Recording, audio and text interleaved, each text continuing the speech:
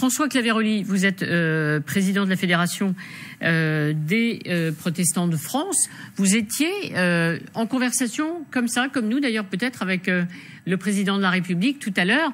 Que vous a dit le président de la République? Cette année en tout cas, pas de fête religieuse, pour personne, ni pour les juifs, ni pour les chrétiens.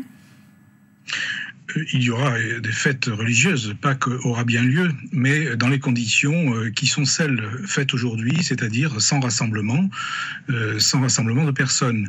Et donc c'est ce que je voulais dire, puisque la parole m'est donnée, et je vous remercie de m'inviter aujourd'hui. C'est l'occasion de rappeler que les cultes sont effectivement contraints, comme tout le monde, dans une situation exceptionnelle.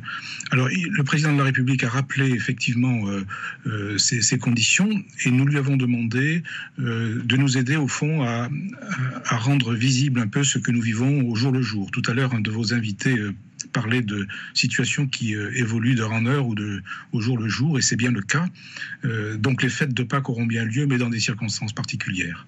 Et nous avons eu aussi l'occasion de partager, nous étions donc une dizaine dans une audioconférence sur différents sujets, notamment celui qui a été évoqué dans votre sujet, à savoir la question des sans domicile fixe, des personnes vulnérables, des enfants seuls dans les rues de Paris ou des grandes villes, et puis des étrangers sans papier, enfin bref, de toute cette population laissée pour compte évidemment, et pour lesquels nous avons, nous, une préoccupation. Donc les associations travaillent, les églises sont en charge de ces questions-là, mais c'est extrêmement difficile. François Claveroli, le président de la République vous a dit aussi, c'est une information importante pour tout le monde, qu'il n'était pas favorable à un confinement total.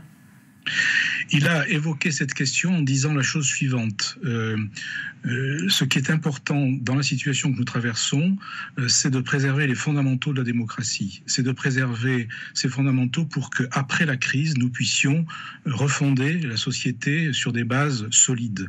Et évidemment, les risques d'un confinement absolu sont de remettre en question, au fond, des libertés.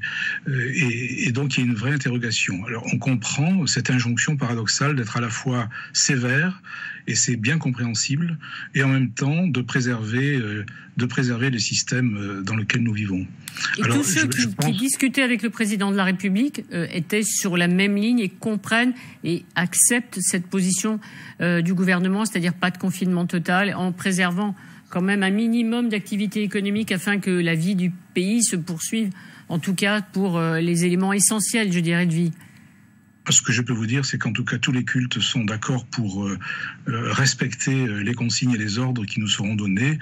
Là, il n'y a absolument aucune discussion sur ce plan-là. Oui. Merci beaucoup, en tout cas, d'avoir été avec nous pour nous relater cette conversation avec le président de la République.